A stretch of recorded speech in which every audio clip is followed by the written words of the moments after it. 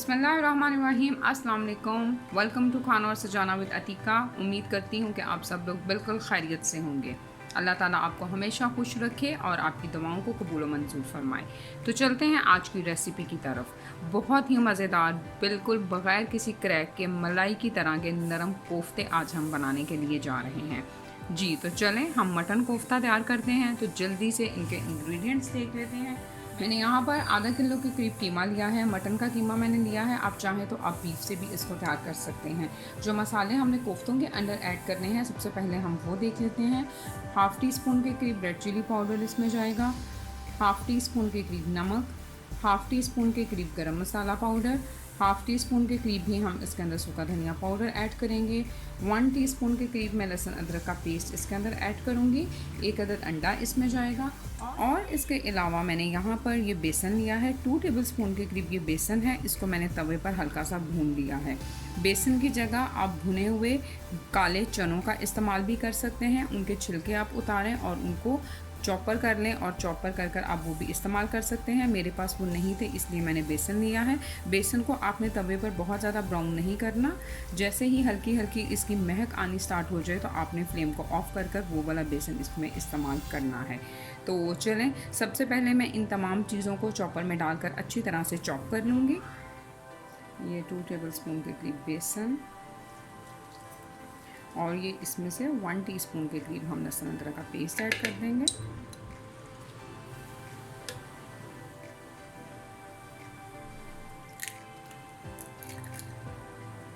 इन तमाम चीज़ों को हम अच्छी तरह से चॉप कर लेते हैं। जी तो सारी चीज़ों को मैंने अच्छी तरह से चॉप कर लिया है। अब हम इसको बाउल में निकाल लेंगे। अब हम तकरीबन 2 से 3 मिनट तक इस मसाले को हाथों की मदद से अच्छी तरह से इस तरह से मिक्स करते जाएंगे। इसको 2-3 मिनट के लिए आप अच्छी तरह से मिक्स करें। इससे ये होगा कि आपके कोफ्ते जो हैं एक तो वो टूटने नहीं पाते, दूसरे उनमें क्रैक्स नहीं आते। इसलिए आप इनको 2 से 3 मिनट तक अच्छी तरह से मिक्स कर लें। नमक और मिर्च मैंने इसमें थोड़ी मुनासिब ही रखी है क्योंकि हमने मसाले में भी ऐड करनी थी, लेकिन अगर आप थोड़ी स्पाइसी करना चाहते हैं तो आप इसके अंदर मज़ीद भी ऐड कर सकते हैं। ये मैंने 2 से 3 मिनट तक इसको अच्छी तरह से मिक्स कर लिया है। अब हम हाथों के ऊपर हल्का सा पानी लगाएंगे और इस तरह से इसकी कोफ्ते तैयार कर लेंगे। बॉल बनाने से पहले आप इस तरह से 2-3 दफ़ा इसको ज़ोर से अच्छी तरह हाथों में लेकर प्रेस करें। इस तरह से प्रेस कर दें और उसके बाद हम इसकी बॉल तैयार कर लेंगे। ये देखें किसी किस्म का कोई भी क्रैक जो है वो इस कोफ्ते के अंदर नहीं है और बहुत ही सॉफ्ट है, बिल्कुल नहीं टूटेंगे। इसी तरह से हम बाकी के सारे कोफ्ते जो हैं उनको भी तैयार कर लेंगे।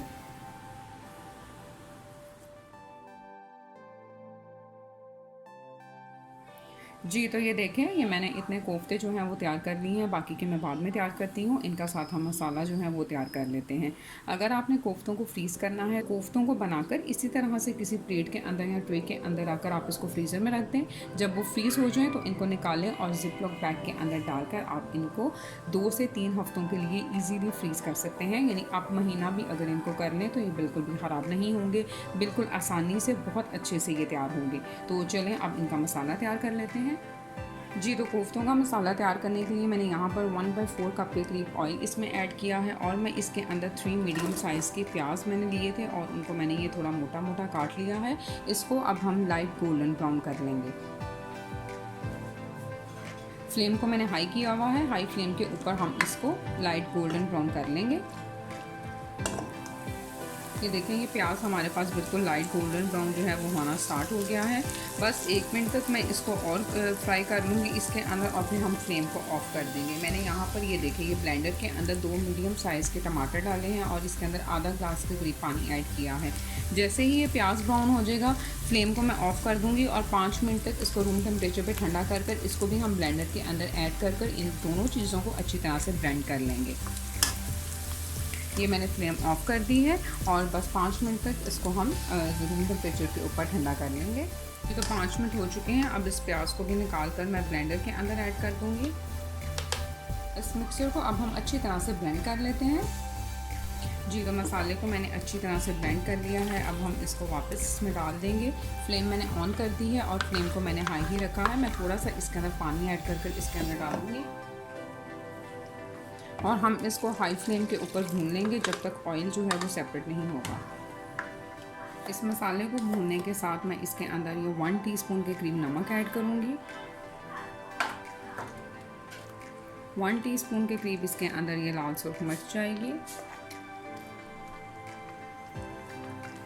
1/4 ٹی اسپون کے قریب اس میں ہم ہلدی ایڈ کریں گے، 1 ٹی اسپون کے قریب گرم مسالہ پاؤڈر جائے گا،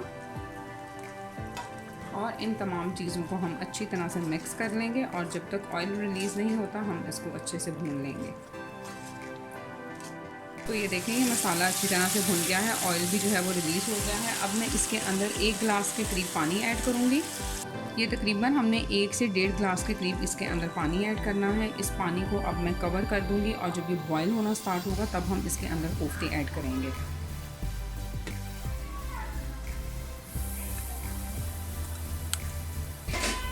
جی تو یہ دیکھیں یہ پانی بوائل ہونا سٹارٹ ہو گیا ہے، اب میں اس کے اندر کوفتے ایڈ کر دوں گی۔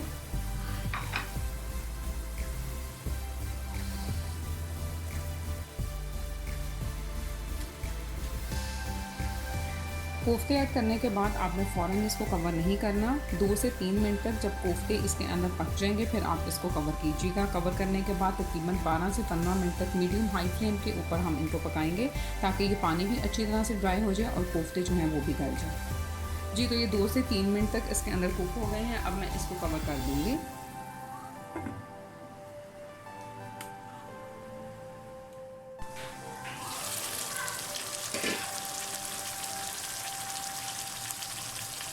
جی تو 12 سے 15 منٹ ہو چکے ہیں، پانی اچھی طرح سے ڈرائی ہو گیا ہے۔ میں نے بیچ میں 1 سے 2 منٹ تک ہم اس کو میڈیم ہائی فلیم کے اوپر بھون لیں گے کوفتوں کو۔